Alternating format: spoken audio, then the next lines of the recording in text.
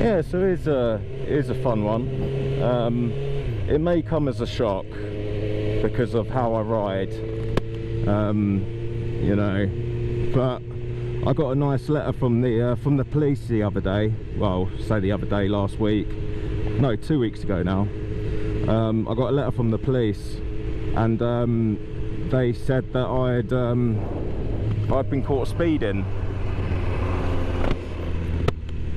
Yeah, so I've been caught speeding by the police by a speed camera, and it was really odd because I was racking my brain because, you know, I thought, well, there is absolutely no way that I would have seen a speed camera van and just gone, ah, fuck it, and just speed past them at like 100 mile an hour. Do you know what I mean? I wouldn't have done that. Like everyone else, I would have slowed down, gone past it, and then, you know, resumed my speed. But apparently, you know, that's not what happened. So I was caught in a bit of disbelief, really, because of that exact point. I thought, there is no way, you know, absolutely no way. And always, you know, whenever I am speeding, I'm always keeping a good eye out for, you know, police, speed cameras, all the time, because I don't want to get caught speeding, obviously, like everyone, right? So I looked into it a bit, and apparently now the police can use unmarked vans. Unmarked vans they can use. I thought, what the bloody hell?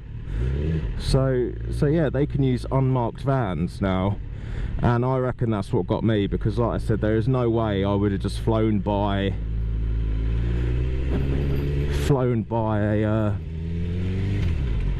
a traffic van, a speed camera van, sorry. No way I would have done that.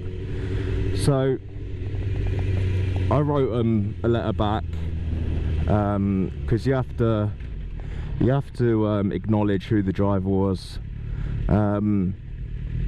within a certain amount of time. So I done that, you know, obviously it was me, so I you know, I gave them my details, and they said, oh well, we're looking at prosecuting you, da da da.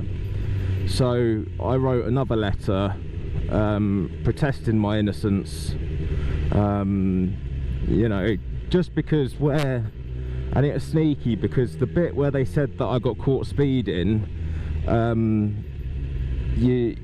it comes off a dual carriageway to a roundabout, and just for the roundabout and the crossing either side is 30 miles an hour speed limit, but then it goes back up to national speed limit. So I questioned that. I thought, I don't know about this. So I queried it, and then they said that I was wrong, which is, you know, fair enough. They can have their opinion. Hulk does tend to overheat, unfortunately, in this sort of environment. When it's stop go, he does overheat a bit, so it's good to get some air through the ducts.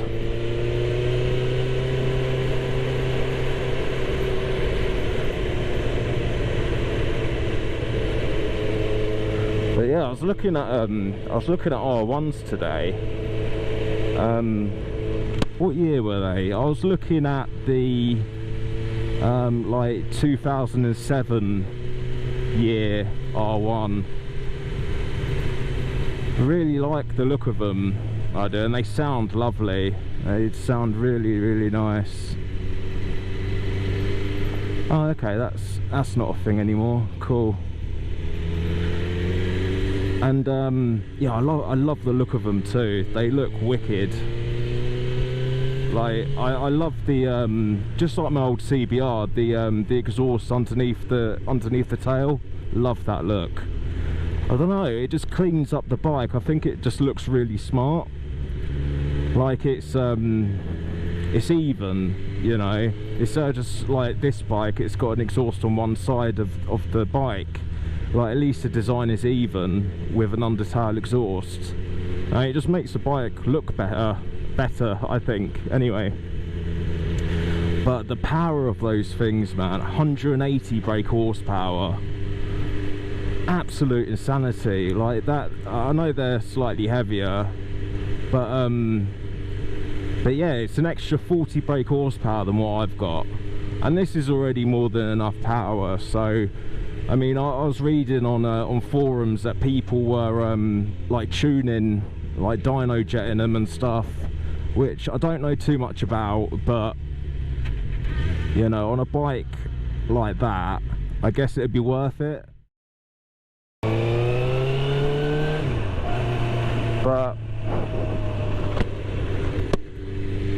more than enough power, more than enough. And that'd be wicked to ride as well. See, I was thinking about, because I'm going to Germany next year with my brother with his Capri. I was thinking about getting an R1 for that trip. I want to go on the Autobahn 100%. Like, I used to live in Germany. I lived in Germany for a few years, and yeah, I love it there. Every time I go back to Germany, I always go down the Autobahn if I'm driving.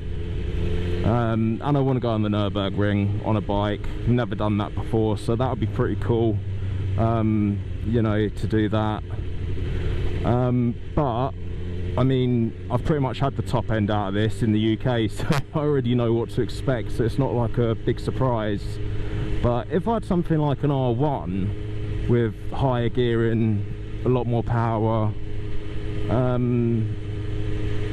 yeah, I think that would be a hell of a lot more suited to the, you know, the Autobahn than this bike, for instance. I think the 1000cc on the Autobahn would be fucking so much fun. It'd be fucking nuts. It'd be fucking nuts. And they're not too expensive either, in all fairness. Like, you get a lot of bike for the money, you know, 100%. A lot of bike for the money.